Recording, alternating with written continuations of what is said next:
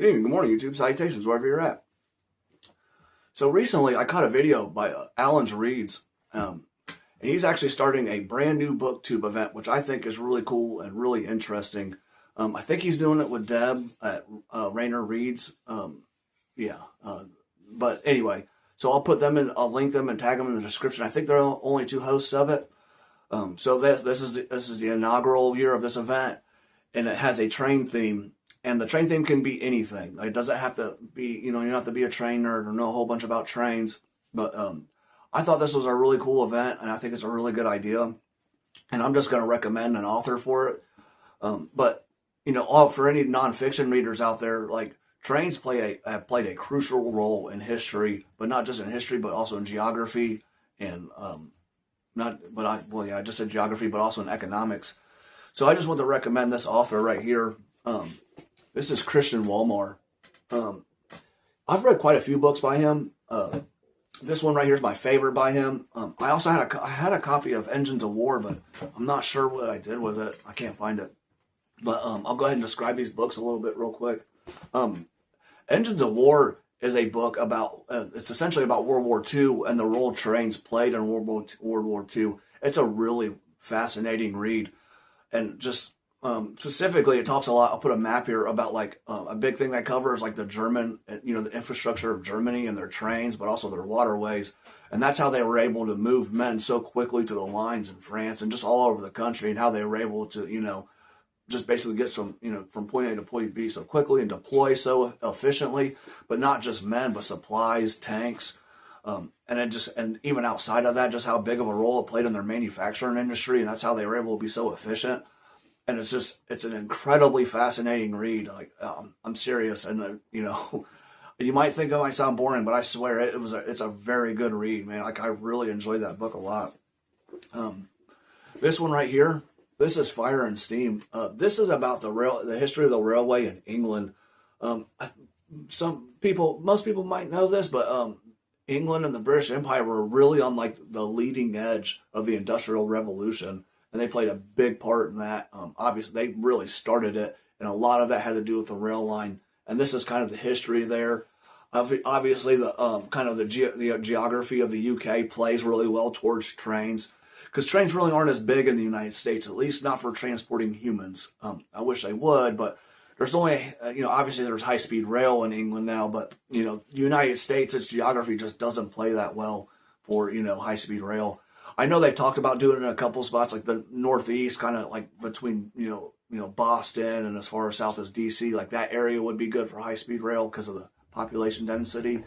And then I know they talked about it like in the Texas Triangle and then in California, which, because that's where it makes the most sense for, where the United States population is. Anyway, that might not ever happen, but it would be really cool if it did. So this book right here is To the Edge of the World. This is one of my favorite nonfiction books of all time. This book right here is about the Trans-Siberian Railway. Everything about this is incredibly fascinating. If you've watched my channel, you'll probably know that I have a bit of an interest in like Eastern history and Russia and the Middle East, and I've been recently trying to get into the Far East too. But this is about the construction and just the relevancy of the Trans-Siberian Railway. Something you might not know about the history of Russia is they were actually kind of behind when it came to the Industrial Revolution and rail. So when they started building this, they wanted to build it quickly. So they actually started at two different points, in Vladivostok and then in European Russia, and they met in the middle. So you can just imagine the, engineering marvel that that building this train, is. It's incredible. But it goes even beyond that, just how big of a role it played in Russia's economy. At the time when they built this, the Russian holdings in like Central Asia and the Far East were precarious at best. So, when they built this rail, it really helped their ability, it kind of helped solidify their holdings and help them project power in the area. So much so that China changed the gauge of their rail because they were so afraid of a Russian invasion. But all this, it just played such a crucial role in Russia and Russia's history. This covers a lot about the Russo-Japanese War. It's just, like I said, it's a really fascinating read. I've really enjoyed this a lot. And like I said, this covers a lot of stuff. what it was like for the people who worked on this. Like, I think you can just imagine what it might have been like to, be building a rail line in Siberia, or obviously where they built it at weren't like the coldest parts of Siberia, but it still gets quite cold there in central Siberia. But they added rail lines through Kazakhstan and all that at the time was the Russian Empire. But, they built it through Uzbekistan. They built lines. It's just incredible. It's like I said, it's an engineering marvel. It's a miracle they were able to pull it off. They put all kinds of resources and men into this thing. They literally worked people to death. On the eastern side, obviously, there were other ethnicities working on it. A lot of Polish people worked on this train. Like I said, it's just a really fascinating read. It's just really interesting to me. I'll put a map up here of the Trans-Siberian Railway, which I think is technically the longest rail line in the world. But just the role that trains have played in economics and history, it's really interesting and it's really amazing. I can definitely see why people get into trains. I'm not a train aficionado, but I really enjoy these books. Christian Walmart, he has another book that I want to read. I want to say it's called The Railway and the Raj, which is India, and obviously it was built at the time of the British Empire. I already had that on my reading list for Historathon, so anyone in Historathon might be interested. I would highly recommend these, especially To the Edge of the World, but Engines of War is a really good one. But yeah, and the rail line and the Raj, it's about the rail built, in India during the British Empire, and it just looks really interesting. Like I'm definitely gonna read that this year. So I don't know when I'll get to it for sure. Well, you know what? I'm gonna read it for this event, so I'm gonna read it in March. I had it picked out, and I was maybe gonna save it for the fourth quarter of Historathon, but since this event's going on, I'll just go ahead and read it, and I'll probably reread this because it's been about 4 or 5 years since I've read this. Because I just think this is just this is a fascinating read. I promise you.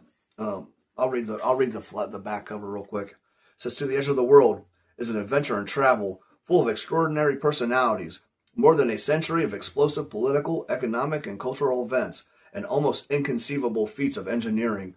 Christian Walmart passionately recounts the improbable origins of the Trans-Siberian Railroad, the vital artery for Russian expansion that spans almost 6,000 miles in 7 time zones from Moscow to Vladivostok. The world's longest train route took a decade to build, and in the face of punishing climates, rampant disease, scarcity of funds, materials, and widespread corruption, exceeding all expectations, what began as one meandering single-track line is now arguably the world's most important railroad." Oh, something else I didn't mention either about this book. I want to say, if I remember correctly, it was either they brought American engineers to help build this thing. It might have been British people, but it was definitely someone of English-speaking culture. I think they brought some French people in too to help build it.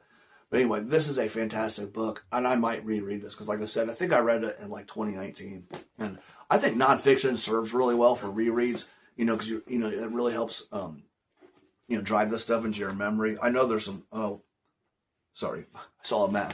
Let's see if I can get you guys to see that. Oh, man, I'm sorry. I'll edit in a map up here, but this is just really fascinating, man. And anyway, sorry, I just dropped the book. But that's all for this video, YouTube. I definitely highly recommend this event. Check out Alan's reads. He has a really great channel, man. I think he's got a journalism background, but he reads a lot of cool stuff. He likes natural history, which I do too. Well, recently I've been getting into wildlife. So anyway, that's all for today, YouTube. Good night or good day, wherever you're at.